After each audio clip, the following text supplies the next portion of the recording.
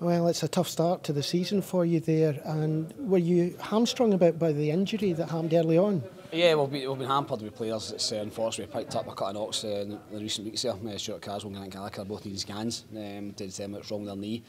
Yeah, Dougie Hill came off after 5 minutes with his hamstring, and Tom Walsh came off after the second half with his groin. So yeah, you know, but that's football, you know.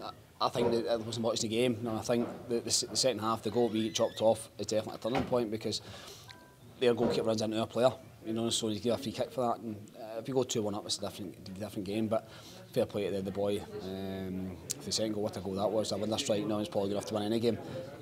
You know, and also been chasing the game towards the end. They got a good goal. So yeah, it's only the first game of the season. You know, it's done well on summer in terms of recruitment. You know, I think you sign good players. I went full time. You can see how you spark about them. I was down in the game at Somerset, and I thought it deserved to beat Kilmarnock quite comfortably. So it was a tough game, you know. But I think that the big decision was the second half because that was a goal, you know, and that should have stood. Well, Ian, a fantastic result here away from home against another team in a league above you. So good times.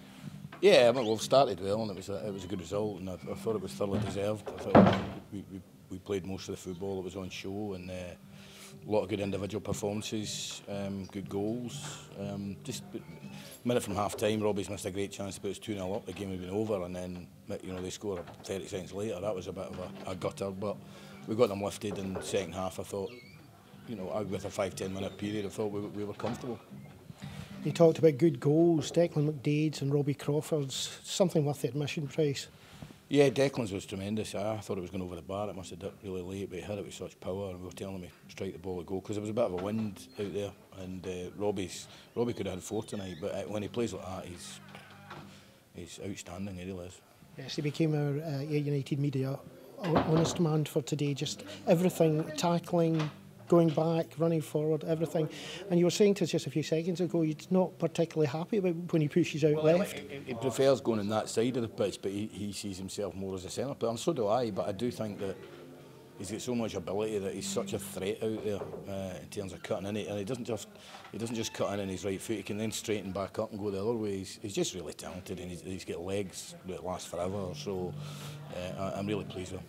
It did look very obvious to us that the full-time training must be working because they looked the fitter team in the last 10-15 minutes of that match. Well, yeah, I thought we did. It was surprising as well. There's 2 or 3 of them were breathing because I thought Friday night, not just physically, emotionally, it was such a big game for everybody at the club, the supporters, the directors, the players, everybody associated with us. That emotionally it takes a lot out of the players.